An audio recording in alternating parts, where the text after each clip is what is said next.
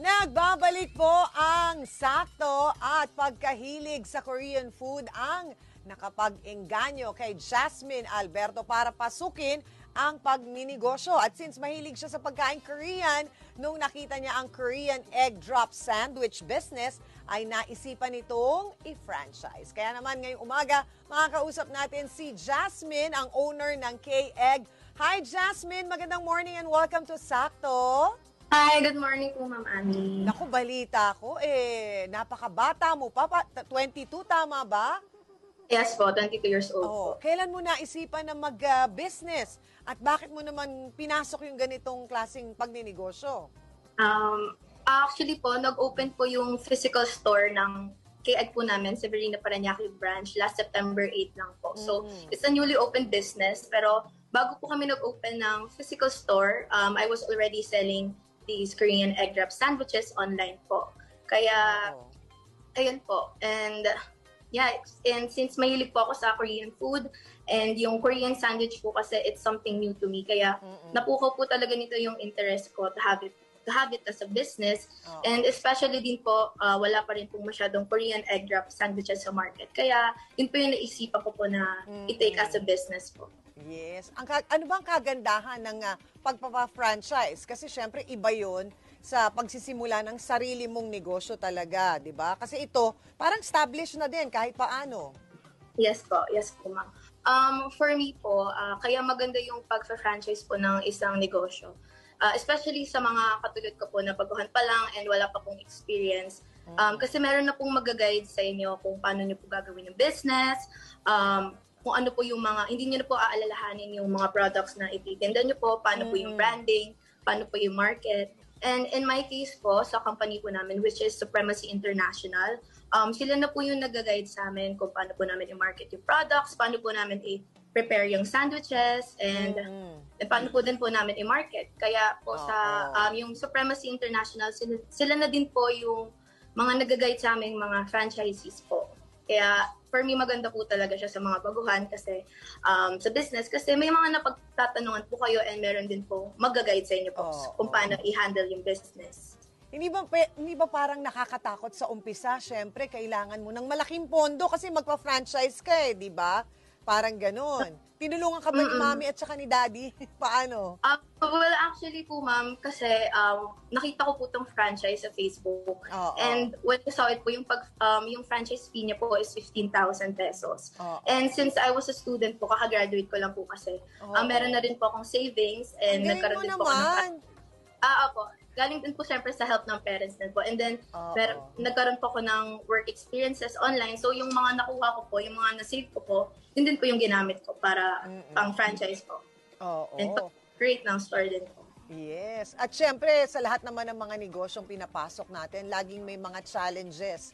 May mga na-encounter ka na ba na medyo, alam mo yung parang, since first time mong nagnegosyo, medyo parang nagulat ka? Paano? Kinonsulta mo ba si Mami at si Daddy?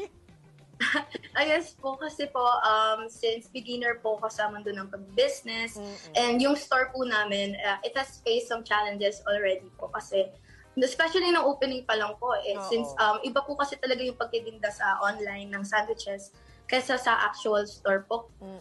Kasi meron na po kayong mga actual customers na pumupunta sa restaurant ko and sobrang overwhelming po talaga kasi hindi lang po pagkain yung binibenta nyo po, yung tinitinda nyo, as well as yung services nyo din po. Yes, and importante yun. As days went by po, natutunan na din po namin kung paano po namin mag-deal and paano po namin i-attend yung mga different needs ng customers po. And until now din po, pinag-aaralan pa rin po namin on how to serve them better.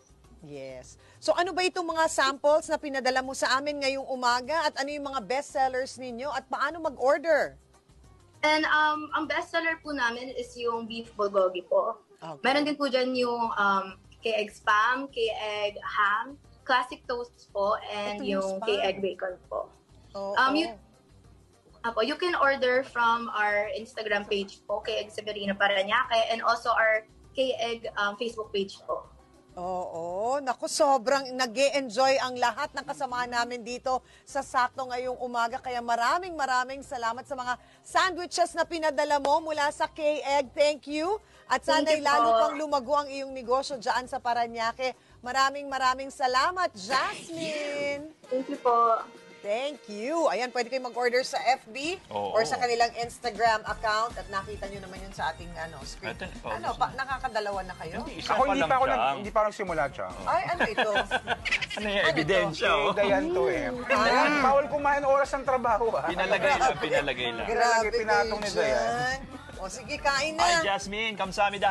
Kamsamida. Kapamilya, paano? Lumipas na naman po ang isa't kalahating oras ng ating balitaan at kwentuhan. Bukas ulit.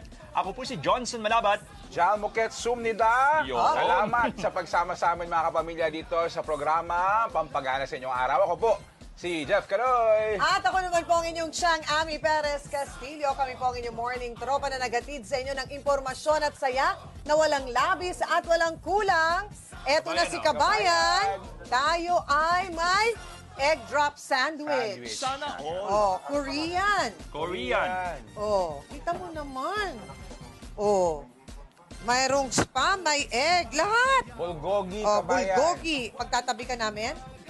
Ito na. Kinuha Ayun niyo na, sa Kabayan. box. Kabayan.